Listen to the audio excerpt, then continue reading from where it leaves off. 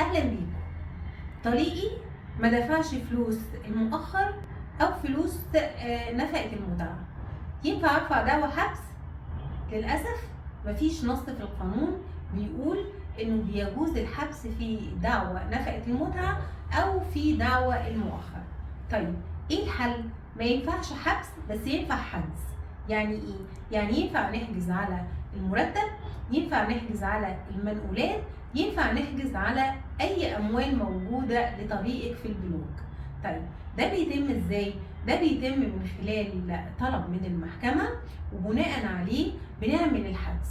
لو ما قامش الزوج بسداد المبلغ بنقوم بعمل بيع في المزاد العلني لسداد النفقة او لسداد المؤخر.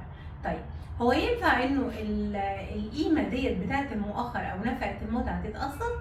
ايوه، ممكن الزوج يطلب ده من المحكمه، والقاضي اذا شاف انه الزوج ما يقدرش يدفع المبلغ بالكامل، اما لانه هو ما يقدرش يدفعه او لانه المبلغ كبير، بيطلب او بيحكم بتقسيطه على كذا فتره.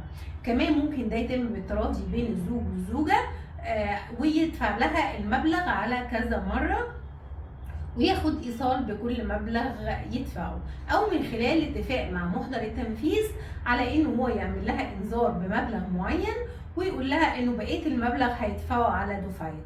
لو قبلت تاخد المبلغ دوت خير وبركه، لو ما قبلتش بيرجع المبلغ ويتحط في خزنه المحكمه. فولو لايك واستنوني في معلومه قانونيه جديده.